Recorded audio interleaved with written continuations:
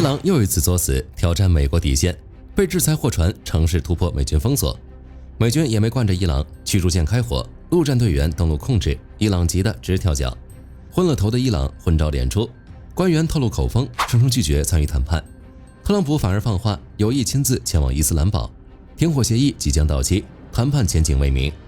然而，特朗普的3艘航母已经到了伊朗家门口，伊朗还在拼命从废墟里狂挖自己的弹药。伊朗真的做好硬刚到底的准备了吗？美伊终究还是要继续打下去吗？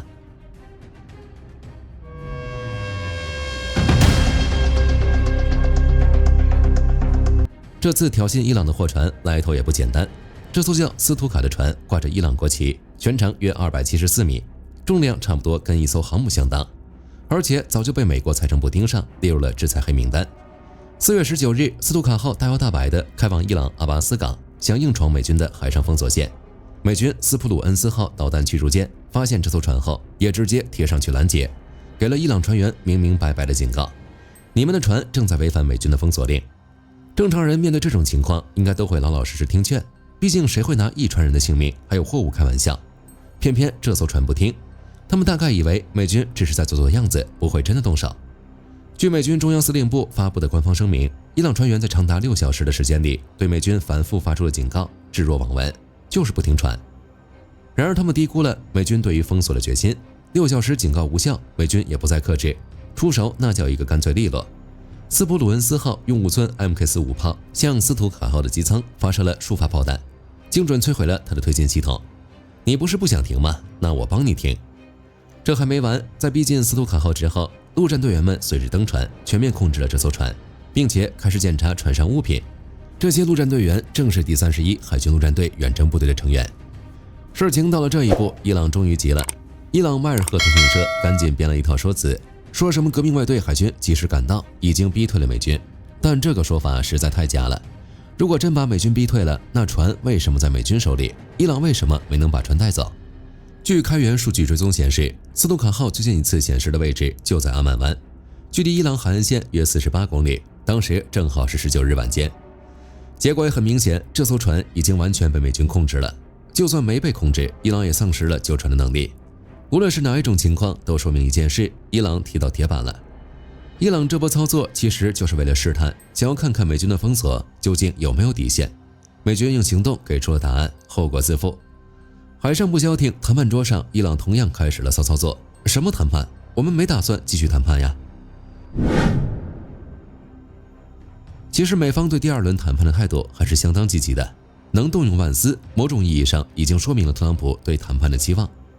据美国《纽约邮报》报道，特朗普接受采访时明确表示，这一次参与谈判的还是总统特使维特格夫和他的女婿库什纳。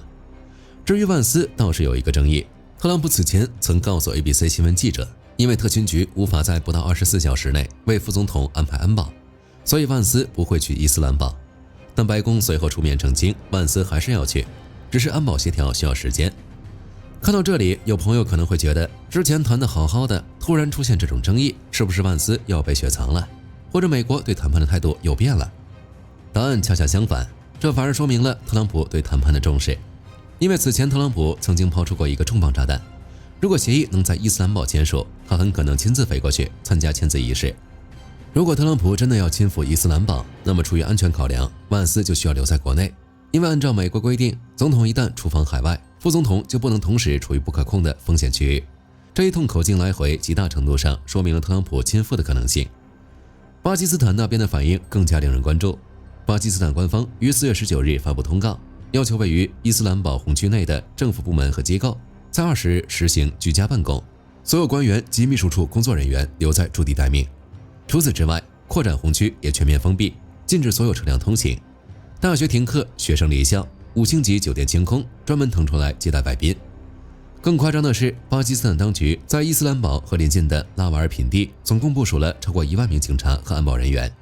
包括400名精英突击部队、130名狙击手、2800名屋顶部署警力，光是安全检查站就设了600多个。美国的动静也不小，美军3架317运输机在4月19日下午降落在努尔汉空军基地，运来了安保设备和车辆，为第2轮谈判做准备。这么大的阵仗，说明巴基斯坦方面收到的消息是特朗普极有可能亲自到场。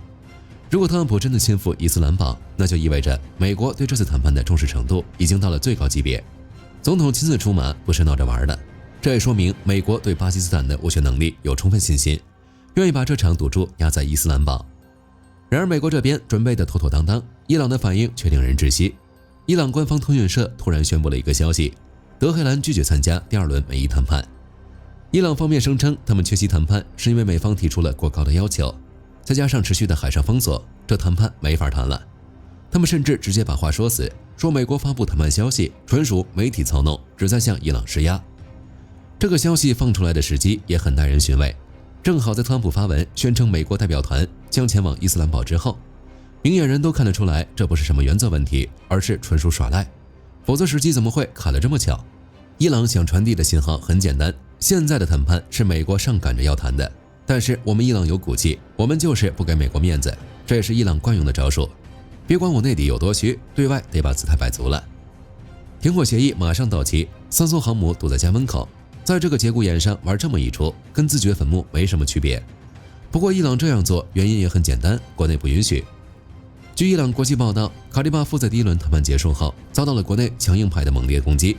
伊朗国内的社交媒体平台上，有人直接骂他叛国，甚至有人呼吁革命卫队介入，阻止这场所谓的叛国行为。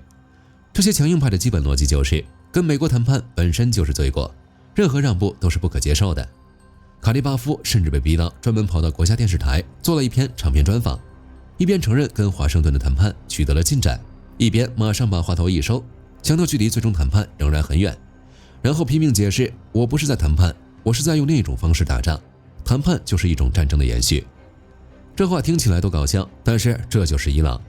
革命卫队正在绑架整个国家的命运，他们宁可看着伊朗的经济被封锁拖垮，宁可看着导弹基地被炸成废墟，也不愿意在谈判桌上做出任何理性的妥协。因为他们很清楚，一旦和平降临，伊朗重新融入国际社会，等待他们的就是覆灭。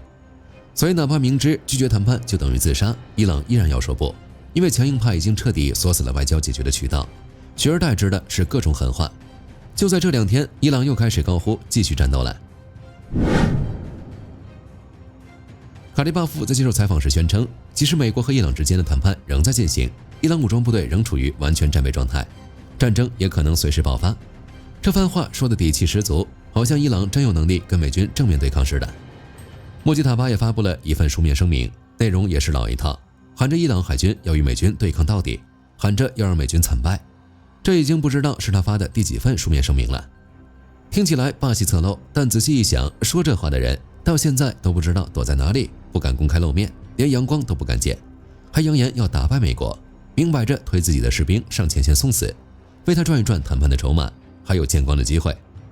伊朗最后端上桌的手段也令人发笑，前些天摆出一副不怕一切的架势，说要封锁曼德海峡，最后真的动了，遭殃的还是霍尔木兹海峡。4月17日，伊朗外长阿拉格齐在社媒上高调宣布，因为以色列和黎巴嫩停火，所以伊朗决定在停火期内完全开放霍尔木兹海峡，让所有商船通行，条件是必须走伊朗指定的航道，接受革命卫队检查。消息一出，国际油价大跌，结果不到24小时，4月18日，革命卫队就翻脸了，宣布重新关闭霍尔木兹海峡，直到美国解除对伊朗港口的封锁为止。在此期间，任何靠近海峡的船只都将被视为与敌人合作，并将成为打击目标。革命卫队还公开警告所有船只不要离开在波斯湾和阿曼湾的泊位。更恶劣的是，革命卫队的炮艇真的对试图穿越海峡的船只开了火。据路透社报道，英国海上贸易行动办公室已经确认，至少2艘船只遭到袭击，还有2艘悬挂印度旗帜的船只在试图穿越霍尔木兹海峡时也遭到了袭击。印度政府甚至因此紧急召见了伊朗大使，敦促德黑兰保证印度船只安全通过海峡。美国大概也被伊朗的操作给整得有些懵了，先开放海峡，然后又全面封锁，还直接开火，这是要把国际商船骗进来杀吗？关键是这对伊朗有什么好处？他们开火开爽了，美国又没受到任何损失，该封锁还是要继续封锁，该谈判还是要继续谈判，损失的全是其他国家。伊朗这是还嫌自己不够孤立吗？这场景真是让人又气又笑，前脚说开放，后脚就翻脸，他们到底想干什么？恐怕他们自己也不知道答案。其实说白了，霍尔木兹海峡已经不再只是美伊对阵的阵地了。伊朗现在的海峡政策已经完全被国内绑架，温和派想通过开放海峡释放善意，为谈判创造条件；强硬派则死死抓住海峡，这张最后的底牌，生怕一松手就什么都没了。结果就是左右脑互搏，前后矛盾，把全世界的航运业当成了他们斗争的牺牲品。这边喊打喊杀，底下的小动作却暴露了伊朗的虚弱。就在伊朗高层疯狂打嘴炮，拿海峡勒索全世界的同时，伊朗的工程兵部队正在全国各地的废墟里上演一出挖宝记。卫星图像清楚地拍到，伊朗在霍梅因和大不里士附近的导弹基地疯狂作业，前端装载机刨开碎石，卡车一车接一车往外运，拼命要从炸塌的隧道口里掏出发射装置。伊朗设计这些地下导弹城，核心理念就是扛住第一波打击，然后可以挖出来再打。此前，美伊联军专门打击这些地下城的出入口，目的也是把导弹发射车封死在里面。伊朗急哄哄的挖导弹，也说明了他现在的家底有多薄，只能仰仗那些被埋在废墟里的破烂。据《纽约时报》援引美国官员的评估，在停火协议刚生效时，伊朗大约只能使用一半的弹道导弹发射装置，但仅仅过了几天，伊朗就从废墟里挖出了大约100个被埋的发射装置，把可操作的发射装置数量恢复到了战前的大约60%。美国官员还估计，一旦伊朗完成废墟清理工作，他们的整体导弹库存数量可能会恢复到战前水平的70%。数量是恢复了，但到底能不能用，那另当别论。伊朗自己应该也清楚这一点，所以他们吹嘘的不再是导弹，而是无人机。伊朗武装部队副执行官阿里雷扎谢赫信誓旦旦地宣称，这2年冲突升级以来，伊朗攻击型无人机的产量已经激增了10倍。这种宣传噱头其实就是在试图掩盖弹道导弹库存被严重削弱的尴尬。但现实是残酷的。据《纽约时报》评估，伊朗目前只保留了战前大约40%的攻击型无人机库存，生产能力远远跟不上美军的摧毁速度。比起伊朗层出不穷的小动作，美军只需要一步就足以让伊朗恐慌了。福特号航母在马汉号和丘吉尔号2艘驱逐舰的护卫下，离开地中海东部，穿越苏伊士运河，正式进入红海水域执行任务。CNN 援引一名美国官员的话说得相当直白，这次调动是美军更广泛行动的一部分，旨在保持战备状态，以便在美伊停火协议没能维持的情况下，随时恢复针对伊朗的作战行动。这就是美国的底气，根本不需要多做什么。航母的存在本身就是威慑。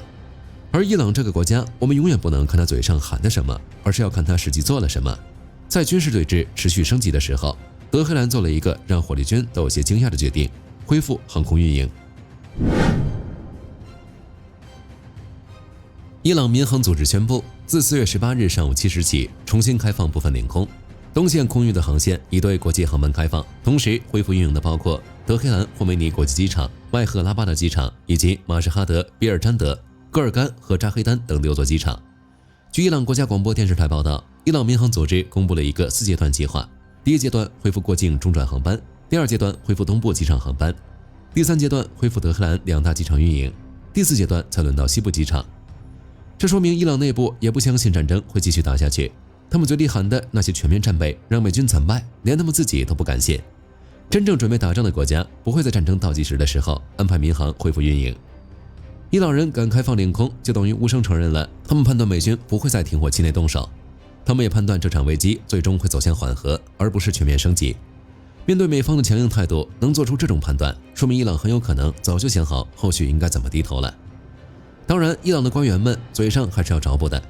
这套说辞翻译过来就是：我们想开，但不敢一下子全开，得一步一步来，看美国的反应。恢复航空这件事暴露了伊朗最核心的矛盾：强硬派想要战争，因为战争是他们掌权的唯一理由，但伊朗的国家机器和经济基础已经撑不住了。伊朗在此前40天的冲突中，航空业损失高达1.875亿美元，约60架飞机受到影响，每天封锁海峡损失5亿美元，航空业又是近2亿。再加上美国又推出了被称为经济狂怒的行动，伊朗赖以为生的石油网络再次迎来重大制裁，之前的石油豁免也没了。一系列打击下，伊朗的经济问题越来越严重，根本经不起长期消耗战。他们嘴上喊得再响，身体已经替他们做出了选择，尽可能快速推进主要机场的重开，能开一点是一点，能赚一点是一点。所以这件事也是伊朗传递给美国的一个软信号：你看，我都开始恢复民航了，就是想和你缓和局势，咱们接着谈。只不过这种软信号，伊朗人只敢用行动偷偷传递，绝不敢在嘴上承认。这种滑稽的境地，美国当然看得一清二楚。据福克斯新闻4月19日报道，特朗普在接受采访时一针见血地指出，伊朗内部正在爆发一场温和派和强硬派之间的斗争。温和派知道已经穷途末路，必须接受美国的条件才能活命。而革命卫队的疯子则宁可把整个国家拖进深渊，也不愿意放弃一丁点权利。于是我们就看到了这场精神分裂式的表演，一边拒绝谈判，一边偷偷恢复航班，一边封锁海峡，一边开放空域。只是这一次，伊朗对海峡的封锁可能再也起不到之前的效果了。此前，马克龙与斯塔默在巴黎共同主持了一场国际会议，重点讨论霍尔木兹海峡的通航安全问题。这场会议规模之大，规格之高，堪称近年来欧洲主导的最重大安全行动之一，共有49个国家参与，其中超过30个为国家元首或政府首脑级别。据法国政府发布的联合声明，德国总理默茨和意大利总理梅洛尼亲临巴黎参会，韩国总统李在明等领导人通过视频方式连线。会议结束后，两国发表了一份重磅联合声明。据 BBC 报道，这项联合行动围绕3大要点展开。首先是呼吁各方无条件、无限制，并且立即重新开放霍尔木兹海峡。伊朗那些想要收取过路费的小算盘，最好还是收一收。其次是支持国际海事组织，确保海员安全。最关键的一条是，法国和英国正式确认，两国正在组建独立的防御性多国部队，保护商船安全通行，并开展大规模扫雷行动。而且这次不是口头声明，斯塔默亲口承认，伦敦将马上举行军事规划会议，届时将公布这支部队的具体组成和指挥结构。这支多国部队一旦部署，意味着霍尔木兹海峡的航行自由将由国际社会共同保障，不再受任何一个国家反复无常的威胁。霍尔木兹海峡始终被伊朗当作王牌来用，但是当他反复拿这张牌来威胁国际社会的时候，消耗的也是全世界的耐心。没有人会愿意让全球航运安全和油价与这样一个国家挂钩。所以无论伊朗怎么演，他面前的选择永远只有2个，要么谈，要么打。如果他能坚定选择一个，或许不会有现在的困境，但他偏偏选择了在2个选择之间走钢丝，那等待他的也只有一个结局，彻底孤立。本期视频到这儿就结束了，各位觉得第2轮谈判能够正常进行吗？欢迎在评论区留言，大家一起讨论。我是火力军，下期见。好的，各位观众朋友们，我们频道一直在聊真实的军事资讯和武器装备，后台也经常有朋友问，有没有值得推荐的入门级模型？今天就和大家分享一款近期接触到的产品。首先，它的外形还原度做得相当不错，比例准确，武器上的一些关键细节和标识也都有体现，材质也说得过去，拿在手上有不错的分量感。其次，它具备一定的可动性，对于理解基础操作原理有一定帮助，让它不仅是个静态摆件。综合它的做工和可玩性来看，价格确实比较亲民。对于想入门模型收藏，或者单纯想在桌上贴一个摆件的朋友来说，是一个性价比很高的选择。商品链接已经给你们上了，感兴趣的朋友可以自行了解。